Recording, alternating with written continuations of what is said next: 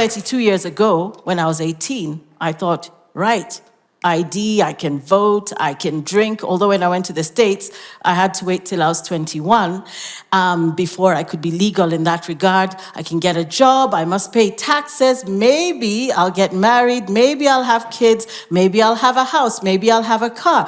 All of these wonderful things that you think come with adulting. And then I started to ask myself, is adulting about being, or is it about doing? And what I know is that when I was 18, I had this road map. And I knew that by the time I was 50, at the very least, which sounded positively geriatric, I would be wildly successful. So that was definitely a wild dream, because I really don't know about the success and how much it has followed me or come my way.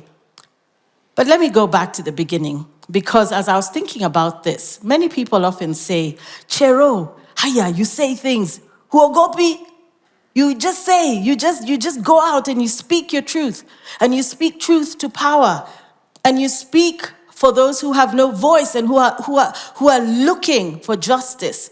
In all the social justice campaigns that maybe some of you have seen me engage in, whether it's fighting unplanned development or switching off KPLC or looking at issues of BBI or just saying we need a better country. You know, when Dawn was saying, why do we love being Kenyan? Oh, I love being Kenyan. I love being African. Kenya ni home, sindio. And at the end of the day, it has to, what I feel comes from deep within. And I only fear God. And I wonder, where did that come from? So let me go back. And I want to talk about a fantastic and amazing woman, my mother. Her name is Tabitha Seii. And people, you know, most Gen Zs will be like, huh? Many millennials will be like, Nani? But Gen Xers, baby boomers, will probably have heard of the one woman who ran against Nicholas Biwott. Not once, not twice, not thrice, 4 times. And this wonderful woman, who is pushing 80 now, was born somewhere in Elgeyo Marakwet County on the slopes of the Kerio Valley, and was the eldest daughter, not the firstborn, and not the lastborn either, of her parents. She did all kinds of interesting things, including go all the way through to her A-levels. And she went to Alliance. I didn't go to Alliance. This is Loretta Convent Msongari, baby. In case you're wondering. But my mom, who I only knew as my mom, because when she's your mom, you just say, yeah, this is mom, she's got her kids, I've got my brothers, my sisters, there's dad, and my dad is wonderful, by the way, but I'm focusing on my mom at this point in time. Went all the way to Alliance, to Makerere, became a principal, she was a teacher, she's an educator, got married, had 5 children in 6 years, and wow, she was not playing. You know, baby boomer mothers are not playing at all. All of us know. Ukichapwa, utachapwa. And she was steely in her determination. She was a disciplinarian. She was also quite humorous. She was very kind, adventurous, sporty. Do you know she was a captain of the East Africa hockey team when she was in Makerere? And she says, yeah, that's why my knees are gone these days. And as I was raised by this woman, there was never a moment that it occurred to me to be afraid or fearful of anything or anyone. Yes, you must be disciplined. You must be respectful, but never fear. Fear only God. Be brave. Speak up, speak out. Now, when you're 5, 6, 7, 8 years old, doesn't really make too much sense. You're a bit rebellious in school, a bit disobedient, but you know you're being raised in a space where you're taught to speak your mind and be fearless. And one of the things, as I reflect, having Tabitha Seii as my mother, is that there were many other amazing and powerful and revolutionary and trailblazing women who were around her, who we called Auntie so-and-so, and even if they were not biological aunties. And unbeknownst to me and all of us, we were in the presence of great women from people like Jael Mbogo, who was in Lancaster House Conference and ran against Kibaki, Bahati constituency 1974, to Agnes Ndete, to Phoebe Asio. When you think of all of these women who my mom surrounded herself with, women who dared to be different, women who forayed into political spaces at a time when it was single party rule, at a time where women were mostly supposed to stay home and raise their children. And there were also amazing men, revolutionaries then. The late, great Bishop Alexander Muge, Reverend Timothy Njoya, Bidan Bogwa, a whole bunch of revolutionaries. And they'd meet in the 80s at home. They're huddled, they're talking, they're discussing. And you're thinking, what are these people talking about? At that point, there was detention without trial. There was all kinds of things that could happen to you in that single party regime, repressive and oppressive. And yet, my mom and her peers rose somehow. They managed to make it through and said, we shall always stand for what is right. And I might add that being a Kalenjin family at that time in the opposition was very, very dangerous. And one thing my parents always taught us is we shall never operate on the basis of tribe. Tribalism is the way that we are divided and we are ruled. And that has been something that has followed me my entire life. And in fact, as my mother pursued her political career, my father was forced out of the military. He's a career military man, an officer and a gentleman, Sandhurst educated, was on his way up. 1983, he was thrown out of the military because he would not force my mother to step down from elective politics. And so this is the kind of household I grew up in. And by the time I was out of high school and making my way to university in the United States, I didn't go to North Carolina, and neither was I in Jersey. I was in, wait for it, Iowa. We were cold. We were very, very cold. We were very cold. But hey, we graduated because we wanted to get out of there. And that's where, I honed some of my intellectual thinking, academic spaces. I was in feminist theory. I was out of the gender and women's studies department. And I said, I'm coming back to Kenya before even my visa had expired. Tikutafuta Mr. Sijui Nani. I said, I'm back home. I'm going. Woodley is calling me. Actually, I lived on Elgeyo Marakwet Road, no pun intended. So we are of that. We used to, Adams Arcade was the meeting point for all of us in that neighborhood.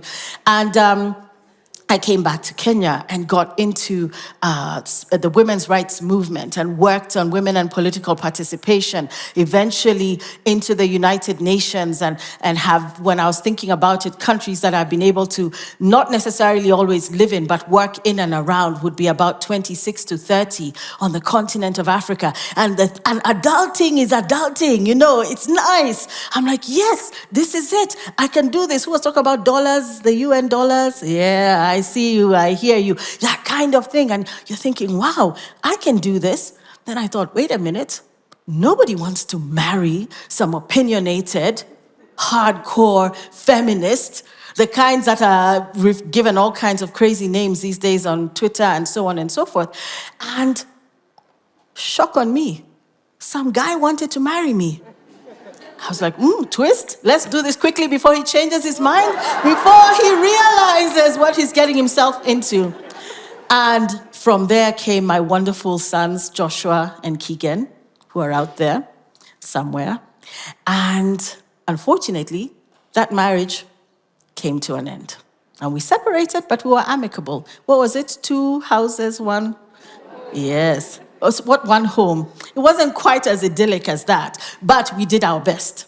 And I raised the boys as a single mom, continued working, continued traveling, would leave them, worked in West Africa, worked wherever, and everything was still coming along. I said, yeah, I think I can do this. Dated a little bit, I had my highs, would throw epic parties at home. I love style and design and food and just wonderful curating spaces where everybody has an amazing time. I say, this is the adulting that I want to do. 10 years ago, just before I turned 40, And I'd moved back to Kenya after all my movement around the continent, working and making money and being successful and just rising and seeing, hey, I could even be the Secretary General of the United Nations one day. You never know. I mean, look at this. This girl is moving and she's shaking. As life would have it, and as adulting would have it, I was most spectacularly fired 10 years ago. Yeah, I was fired. I wasn't laughing then. I had a breakdown, in fact, when that happened. And I won't go into the details of that. That's another engage. But, because that's a long one. But when that happened, I said, how am I going to make my life make sense? Because you have suddenly emotions of shame, humiliation, failure, disgrace. Everyone's laughing at you. You're a single mom. Sasa, you don't have a job. You don't have, because my entire identity was embedded in the concept and the notion of doing. I was doing things. I was doing things so that I could be successful, so that I could have money, so that I could give my kids the kind of education I wanted them to have. But in the process of being fired and all the shock and shame and horror that came with it, I also met somebody else. And he came along with 3 wonderful stepchildren. I don't know why we say stepchildren, because they feel like my kids. And I said, wow, the family has gone from 2 kids to 5 kids. And another person who is foolish enough to consider being with me, I said, twende kazi. Na tulienda kazi, because at the age of 44, I had yet another baby. And I was so shocked, like I didn't know what I was doing. And there I was with this one who is now 6.5 and is the absolute love of my life. I can't say the same about the relationship because, life happens and adulting happens. But this is what my 40s looked like. But in the process of navigating my 40s, I came back, and remember I started telling you about my mother, by telling you about my mother. I came back to that space of being, where finally I retrieved the activism that was always inside me and said, I have done and done and done for myself, despite the fact that I have had the immense privilege of growing up the way I did, with warrior revolutionary parents like the ones that I have. And I was doing so much around myself and the immediate, personal and private, that I forgot about the public and the political. And I found myself back where I was always meant to be. And I often call myself an active citizen, not an activist, because activism comes with certain connotations. You're being paid to do it and so on and so forth. As an active citizen, I have my own line of income, which is separate than the public interest work that I do. And mine is to always stand in the gap. For me, adulting is about being the type of person that will always be there for other people. The type of person who will stand up for what is right, no matter how unpopular. And in the process of being, I have lost a lot. I have made many friends, made even more enemies, including the state on certain levels. But something drives me, and it is that that desire to be that adult, that one day when I'm not here anymore, the legacy I will leave is not a legacy of money and property and wealth, but that one particular person who remembers how their life was changed because somebody stood up and fought for them. And when I think about what that means for me today, it is devoid of the trappings of power, of position, And you see, the universe in adulting humbles you and takes you to the place that you exactly need to be. If I was thinking, oh, I'm headed up this United Nations trajectory or this international multilateral trajectory, the universe, God, whatever you want to call it, said, this is not the way that I will make the best adult out of Jerotich. And in the process of being humbled and being, I interact with my sons, with my children, in a way that is honest, that is clear, no posturing, no hiding. My mother's generation had to hide a lot of pain. They had to hide a lot of things and say, si ungejaribu tu, don't. In fact, my mother was the first one to say, leave this relationship. If it's not working out, leave. We did not have the luxury to leave. We stayed, many of us, in spite and because of who we are, but leave. And it has allowed me, I think, the jury is still out on that, and I always save a little bit of money for therapy in case they want to go and say, you know, mom really messed around with us. But I sincerely hope that they will take that instead and make it a down payment for something else somewhere. But I hope, and it is my prayer always, that in the process of being, I have then become the type of person that I hope to continue being 50 and beyond. And so that when I do things, they emanate from my being and not the other way around. And I remember that my mother always said, as just before she'd chapa us for some transgression. And she was very efficient. She didn't just, chapa. She had her book. And every quarter we'd get beaten. If we had messed up, say, you did this. And I always got the most number of strokes because I was, of course, the rudest, the mouthiest, the whatever. And my mom said, you do something enough times, it becomes a habit. That habit over time becomes your character. And that character will take you straight to your destiny. And I remember it and I'm traumatized by it because then after that, ulichapwa. But it has stayed with me my whole life. Habit, character, destiny. And all of that is about the being, and you do, and you get where you need to get.